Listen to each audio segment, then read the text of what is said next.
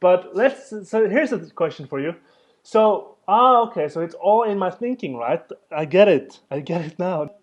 So that means, since it's all in my thinking, then, it would be really helpful for me to change my beliefs, to change my belief systems and switch my limiting beliefs and implement this new positive way of thinking so that I have better thoughts.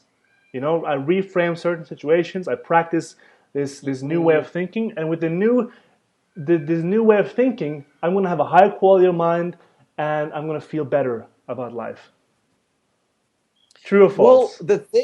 yeah, well, the thing about that is that kind of sounds like a good Oh, it idea, sounds but the terrific. thing is, you're like a profound clarity of mind is your default setting, and anything you do to try and monkey around with it mixes that up. So I'll give you an example. Just a second.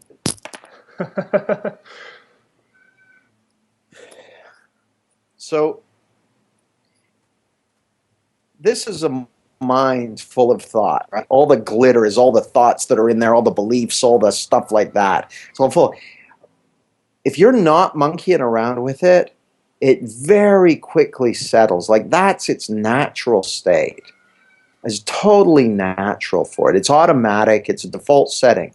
But as soon as you believe that you're separate from life and you need to get in there and change your thinking, it starts getting stirred up. That naturally stirs it up. Your head fills up with a mental to-do list. Okay, I got to get working on my beliefs. Blah, blah, blah. And that actually stirs it up. Well, you don't need to do that because as soon as you see how it works, it starts to clear.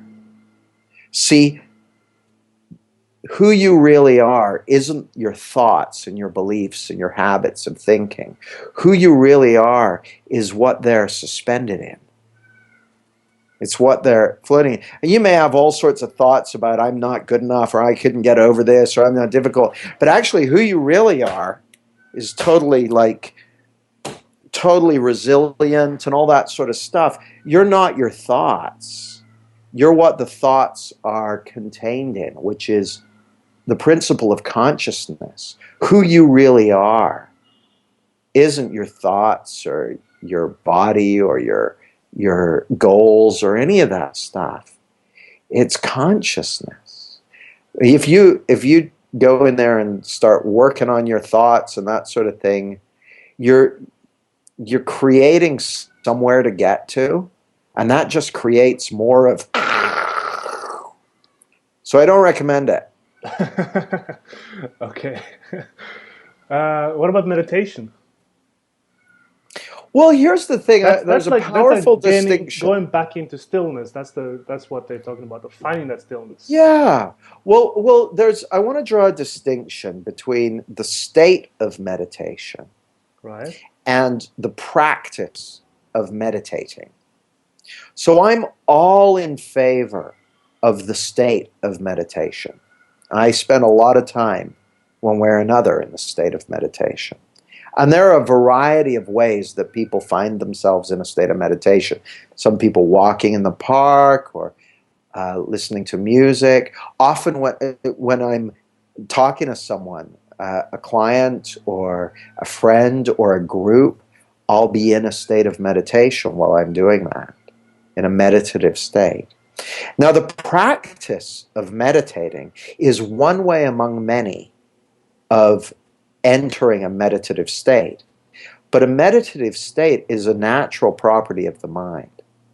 So if it occurs to you to practice meditation, go for it. If that seems like the thing to do this afternoon or whatever, go for it. Do whatever makes sense.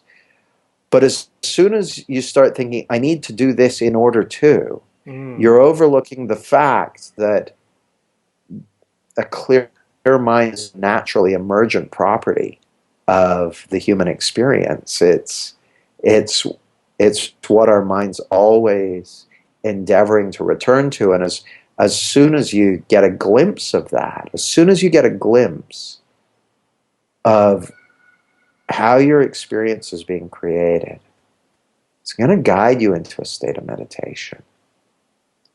You're like, I don't have a practice of meditating because I find my way into a state of meditation many times each day.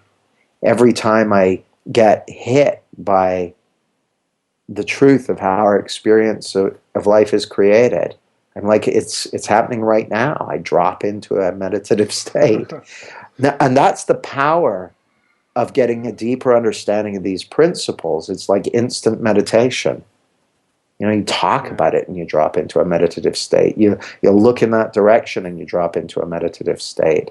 It's the nature of these principles that as you more deeply grasp their nature, they guide you into a meditative state. It's really cool.